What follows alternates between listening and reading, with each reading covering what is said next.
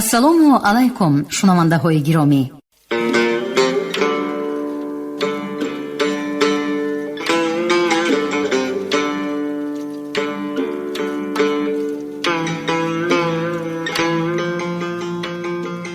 ба таваҷҷӯҳи шумо идомаи силсила гуфтори хонишҳои бадеӣ аз рӯи рамани сегонаи нависандаи халқии Тоҷикистон Ҷалол Икромӣ, духтари Оташ, 12 дарвозаи Бухоро ва тахти Вожгон. шунавандагони арҷманд, акнун ба қироати қисми дуюми рамани сегонаи Ҷалол Икромӣ 12 дарвозаи Бухоро оғоз менамоем. ҳоло гуфтори 43-юмро аз рӯи ин раман бишнавед. ровӣ ализода Абдурашид Хоҷамқул. қисми 19. آن شب عایشه هم در انتظاری شوهرش تا به نیمه شب بیدار با مادرش گپ زنان کرده نشست. در چشمانش خواب نبود.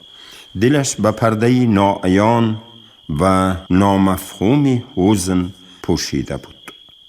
اما کمپیر مانده شده پینک می رفت و به سؤالهای وی به زور جواب می داد. کمپیر نهایت طاقت کرده نتوانست و گفت: خیر بچیم، اکنون بی وقت شده ماند. خیز تو هم به درونی جاگه دراز کش تا آمدنی مخصوم یک چیرم کرده می گیری. من سر بالا کرده نتوانسته ایستادیم. خیر استید، گفت عایشه به خیال فرو رفته. من باز چیه پرسیدنی بودم؟ ها، کس در خوابش شوهرش قطی نی و یک آدم دیگر قطی اچاق و مچی کند چی؟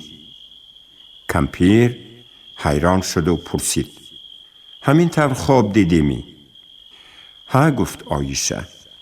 دین شب هم دامادتان بی وقت آمدند. پاییده ششته خوابم برده مانده است. ناخواست خواب بینم که کریم خودی در بیداری بودگی بریم. لباسهای نو پوشیدگی، مثل داماد راست و آراست کردگی، خندان و شکوفان.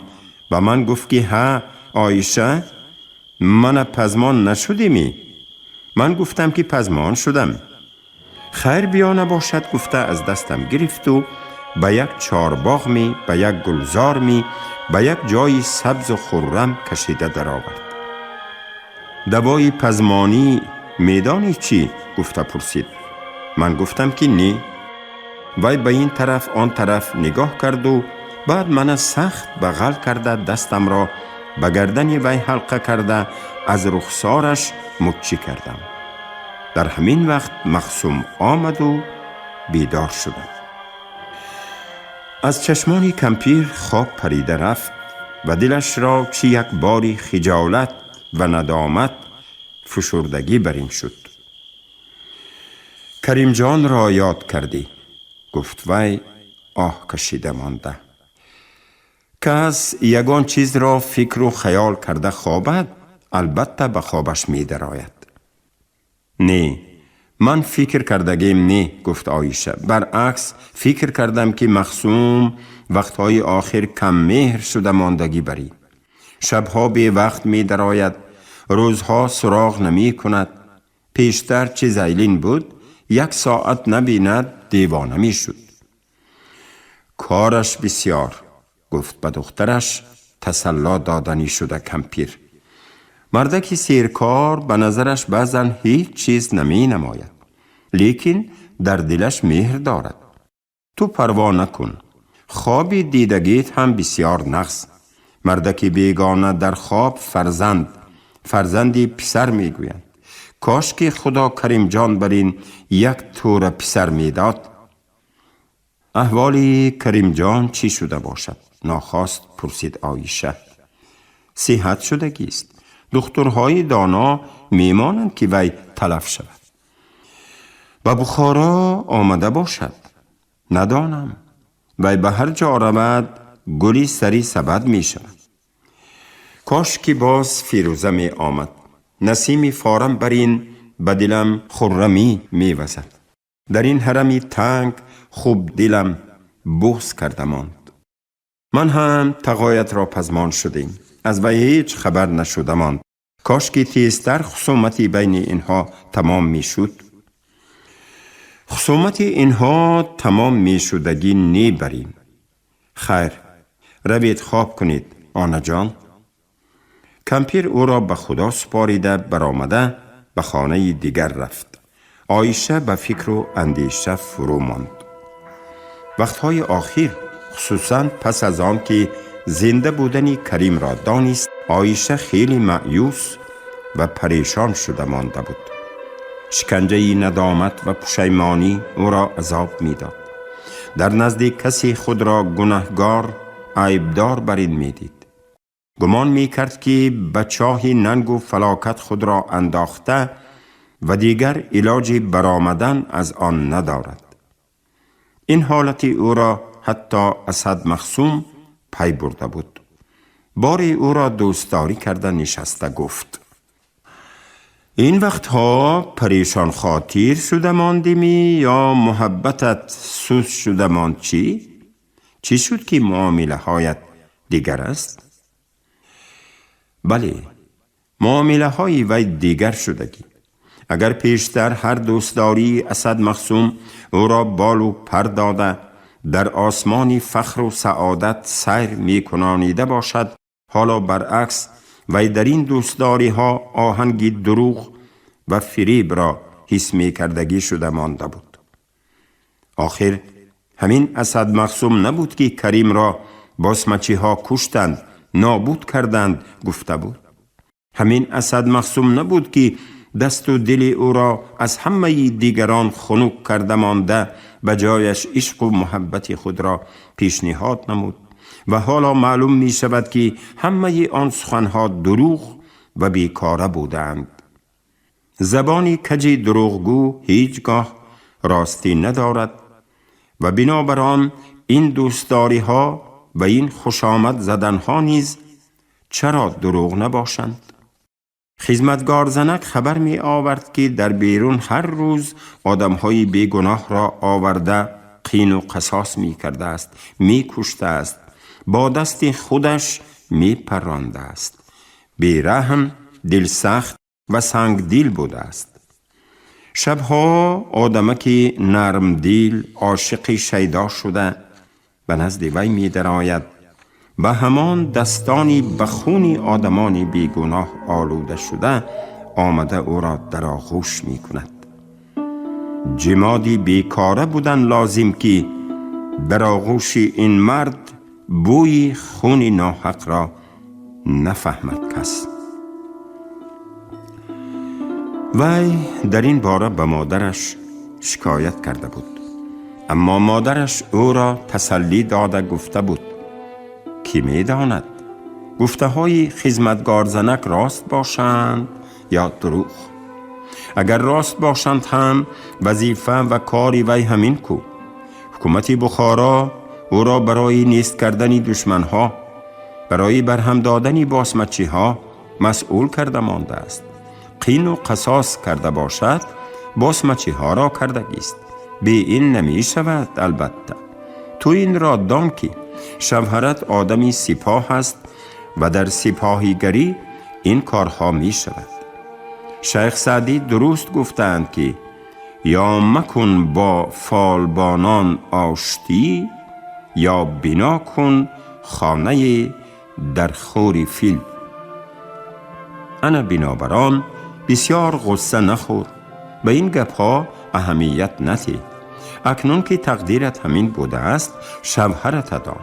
هرچی هم باشد به پیش پایت سر می ماند، صدقه قربان می شود، به من و تو آزار نمی رساند.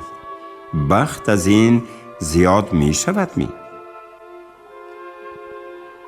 این سخن و این نصیحت های مادرانه هم بد نی. درست می گوید کمپیر. دیگر چی علاج؟ به تقدیر تن دادن لازم، به همین روز هم شکر کردن لازم. لیکن روزی شود و با کریم روبرو شده ماند، چیکار می کند؟ آخر کریم او را از جانش هم زیاده تر دوست می داشت. با وی عهد و پیمان کرده بود. ها بی وفا، آن عهد و پیمان چی شد نمی گوید. در آن حال به وی چی جواب می دهد؟ زمین کفد و وی در آمده رود. اوه کریم جان، درباره من فکر نکن. نامی مرا به زبان پاکت نگیر. از گذشته یاد نکن. من به هیچ نمی ارزم، به هیچ. من فقط زنی مشتیپر، زنی بی اراده و بی زبان. زنی یک مردی پرزور و توانا شده ماندگی. من یک بازیچه، یک تسلی خاطر، یک گلی کاغذی هستم که بوی ندارم. میگویند که حکومت شورایی به زنها آزادی برابر حقوقی میداده است. زنها آزاد میگشتند، با دیگرها گپ زده میتوانستگی میشدند، رفت و آمد میکردند، مجلس میکردند، کار میکردند. همه اینها فقط نه برای من فقط زن هستم، زنی آدمی پرزور و توانا. بلی، چه بودنی معنای زنی مشتیپر را وی اکنون نقص می دانست. مشتیپر یک مشت پر، نه جان دارد، نه وزن، نه حرکت دارد و نه برکت. یک پوف گوید نیست می شود، می رود. من زنی مشتیپر.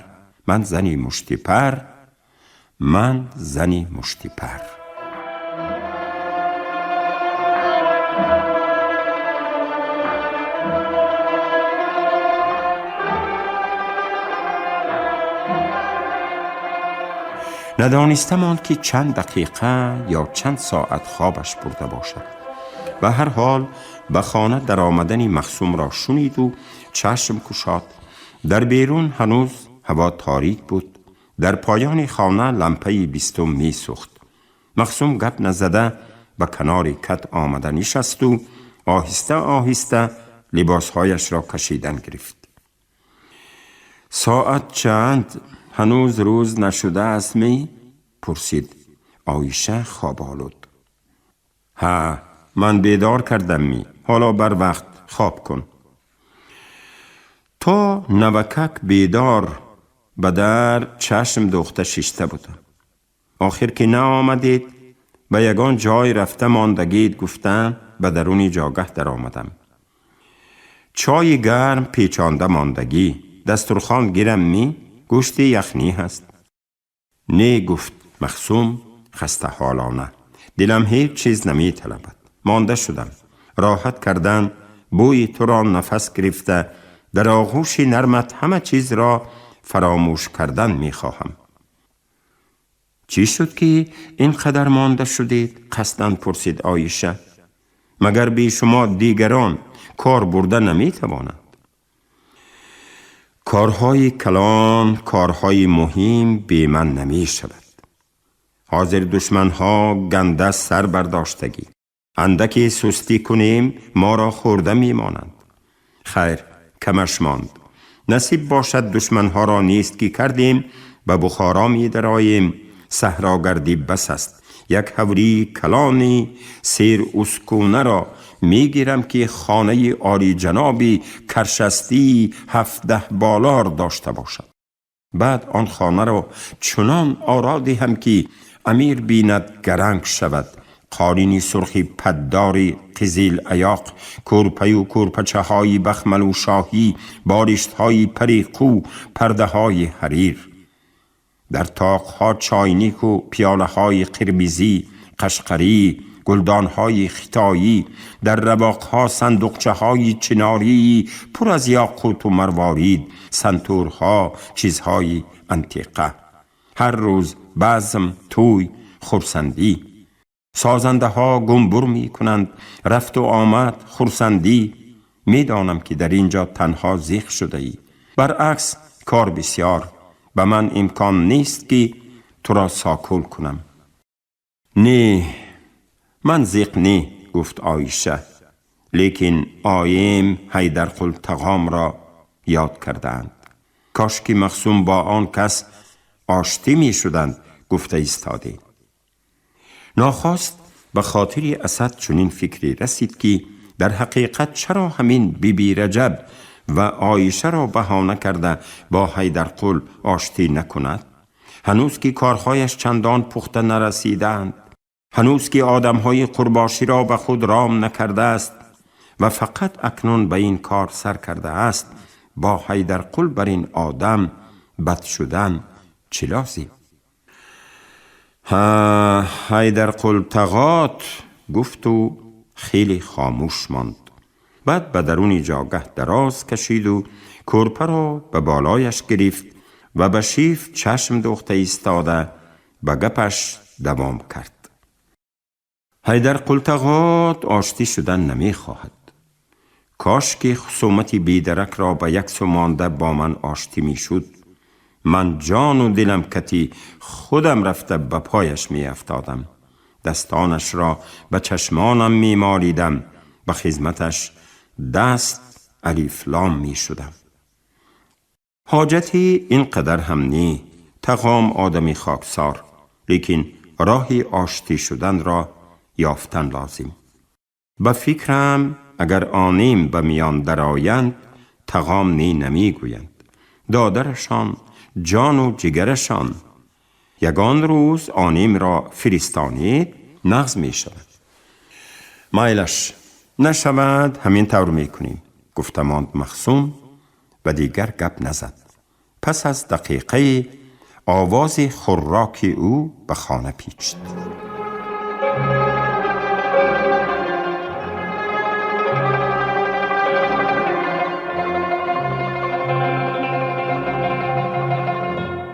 روزی دیگر اسد مخصوم بر وقت بیرون برآمد.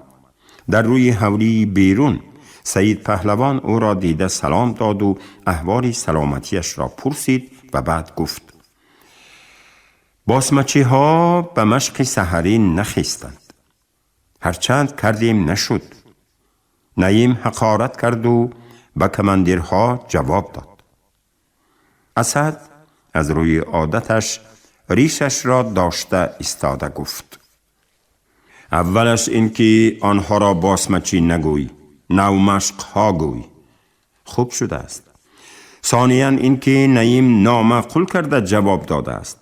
زده خیزاندن لازم. خوب شده است. عاقل افکنی. در مهمان خانه به شما معطل. اسد به مهمان خانه در آمده مغل برداشت. چی گفته مشق سحری را نکرده جواب داده است؟ شما در کجا بودید؟ یک تا دو تیش از زده می پراندیتان نمی شد. همه دهان یله های بیمزه. اگر به آنها یک بار گذشت کنید تمام. به سرطان برآمده خر کرده سوار شدن می گیرد. حاضر همه را به مشق هی کنید. 2 ساعت زیادتر دوانید. شما باید با خبر باشید. نعیم به من خبر نداده است، گفت عاقلف. من با دیگر کارها بند بودم. چی کارها؟ از این هم کاری ضرورتر هست می؟ هست، گفت عاقلف به چشمانی اسد مخصوم بیباکانه نگاه کرده. هست رئیس. اسد در غضب از وی رو تافت و رفته به سری ستاری خود نشست. گپ زنید، گفت. نظام الدین تلفن کرد، گفت عاقلف. پس از نیم ساعتی دیگر به اینجا اقچورین، حیدرقل، نظام الدین افندی ها مرحمت می کردند. همه اعضاهای کمیسیه و کماندیرهای قوشون باید حاضر باشند. مجلسی فوق العاده می گذرانند. باز چی مجلس؟ ما را به حالمان می مانند یا نه؟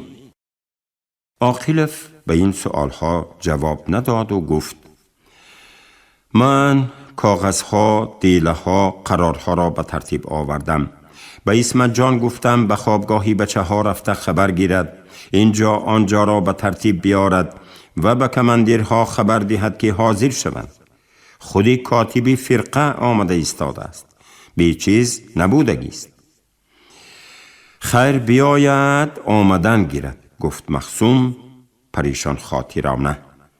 لیکن مسئله این یگیت های نو همراه شدگی را چی میگویی؟ خودشان خواستند میگوییم. خودشان خواستند میگوییم. من به عصمت جان سپاریدم که رفته همه اش را تأکید کرده ماند. اگر از آنها پرسند همین خیل جواب دهند. مقدارشان را کمتر کرده نشان دادن لازم. مثلا 100 کس از یگیت‌های کمبغل گویید. درست.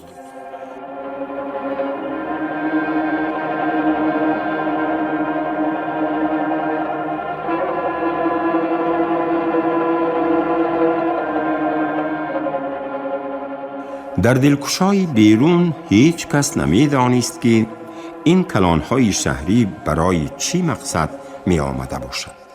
به هر حال در ساعت 11 روز در تی دروازه در صحلوی کلام و روی حولی 25-30 نفر سرداران قشون اسد و سرداران یگیت‌های قرباشی جمع شدند. دیری نگذشته از شهر در فیتان نظام الدین اقچورین و حیدرقل آمدند. آنها را خودی اسد، عصمت جان و عاقل آوینا پیشواز گرفتند و به مهمانخانه در آوردند.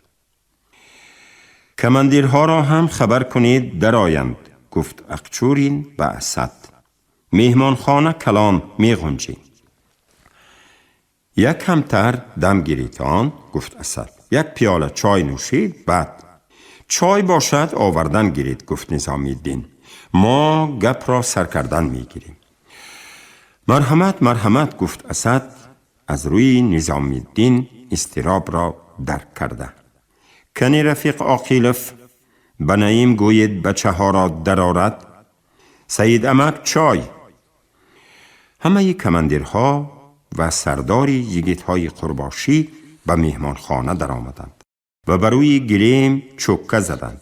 سید پهلوان چای و لعلی شیرینوار را در آورده بروی استال در نزد مهمانها گذاشت. برادران عزیز، گفت اسد به حاضران خطاب کرده. امروز از شهر از کمیته مرکزی فرقه اشتراکیون به نزد ما خودی کاتب مسئول کمیته رفیق آقچورین مهمان شده آمدند. پیش از همه ما به این کس خیر مقدم گفته بعد خواهش میکنیم که بفرمایند ما به شنیدن فرمانشان حاضر هستیم. آقچورین مردی قاقینه قد بلند و گندمگون، چشم و ابرو سیاه، با مویهای غوری ماش و برنج از جا برخاست و شینل خود را کشیده ماند. خانه گرم بوده است، گفت وی تبسم کرده. شینل به صحبت آزاد خلل ندهد. بله، صحبت امروزه ما صحبت آزاد می شود. در این خانه که حالا صحبت آزاد و گرم و جوشان ما سر شده ایستاده است، یک چند ماه پیشتر امیر آریم خان کیف و صفا می کرد. آدمان وی خون مهنت کشان را می مکیدند. انقلاب سرخ تاج و تخت امیر را به زمین یکسان کرد و به مهنت کشان امکان داد که آزادانه نفس گرفته تقدیر خودشان را حل کنند. لیکن دشمنان انقلاب آسوده نگشتند. نماندند که خلق حیاتی نو و آزادانه خود را بیملال سازد. بنابراین حکومت نو، حکومت شورایی بخارا، بغیر از دسته های میلیتسیا و محافظان خلقی، اینچنین کمیسیه فوق العاده مبارزه با باسمچیان را تشکیل نموده شما دوستان و رفیقان را در اینجا در دلکشای بیرون جمع آورد. کمیسیه در مدت کار خود به موفقیت های کلان نائل گردید، لیکن به سهو و خطاها هم راه داده شد که این را کمیسیه مخصوصی تفتیشی معین نمود. بنابراین کمیته مرکزی فرقه اشتراکیون بخارا قرار کرد که پس از این هم به کار این کمیسیه فوق العاده یاری رسانیده تا ممکن است هیئت آن را پرزور ترک کند. اینک امروز به نزد شما رفیق حیدرقل را گرفته آوردم که کمیته مرکزی این کس را به نزد کمیسیه کمیسری سیاسی تعیین کرده است. رفیق حیدرقل یکی از انقلابچی های فعال و بلشویکی هوشیار می باشد. از جهت دانش سیاسی و کارش رفیق حیدرقل به این کار خیلی مناسب است. من باوری دارم که با همراهی این کس کار برده، پس از این هم به موفقیت‌های کلان نائل می گردید و سهو و خطاها کمتر می شود. آقچورین باز درباره وظیفه‌های آینده و مبارزه با باسمچیان و استحکامیت حاکمیت شورایی سخن کرده به جایش نشست. حیدرقل با اجازت اسد مخصوم از جا برخاست و گفت: برادران عزیز، من از جهت سین و سال به این وظیفه چندان مناسب نباشم هم کمیته مرکزی همین را لازم دانست و من نی گفتن نتوانسته قبول کردم. کمیسر چی گفتنی؟ کمیسر صاحب مصلحت و برنده کارهای سیاسی و فرقوی قشون است. قشون ما قشون سرخ، قشون انقلابی است. وی به مردم عدل و انصاف، حیات و زندگی نو و آسودگی می دهد. مهنت آزادانه خلق را مدافع می کند و هر کسی که به حیات مردم به زندگی آسوده حالانه وی خلل دهد، هر کی بر ضد انقلاب سر برآورد نیست و نابود می کند. این قشون در کار انقلابی باید خودش هم تربیه یابد، باید خودش هم پیش قدم و دانا شود. انا کمیسر باید در این کارها به سردار یاری رساند. من باوری دارم که همه برادران در اینجا جمع شدگی به کاری مشکلی من یاری می رسانند و ما همراهی شما سپارشات کمیته مرکزی را بجا می آریم. بعد نظام الدین گپ گرفت و رویکی باشد هم تکلیف نو را تقویت نمود و گفت که رفیقان و برادرانی در اینجا جمع شده به کار کمیسر یاری رسانند. نهایت خود اسد از جا برخاست و ظاهراً تبسم کند هم باطناً خیلی عصبی و تنگدل شده بود. با من هر چقدر یاری و مدد رسان بیارید با جان و دل قبول می کنم، گفت وی، چون که البته از یک کس دو کس بهتر، از دو کس 4 کس بهتر است. ما 3 نفر کمیسیه بودیم، یک رئیس و 2 اعضا، اکنون 4 نفر می شویم. این هم بد نی. لیکن رفیق آقچورین اگر اجازت باشد در سری 2 مسئله استاده گذشتنی هستم. وی به سوی آقچورین با نظری سؤال نگاه کرد. مرحمت، گفت آقچورین. مسئله اول همین که به من قزاقچه کرده فهمانده دهید. من آدمی میرنجیدگی نی. کمیته مرکزی با چی فکر و اندیشه این وظیفه کمیسری را به کمیسیه ما علاوه کرده داده باشد؟ این را چطور فهمیدن لازم؟ نخواد که به ما به کمیسیه فوق العاده اطراف که در بدل این چند ماه حقیقتاً کارهای فوق العاده را به جا آورد باوری و اعتماد کم شده مانده است؟ اسد دقیقه خاموش ماند. آقچورین از فرصت استفاده برده گفت: یک تا جواب دهم یا که به هر دو یک باره؟ حاضر به همین جواب دهید؟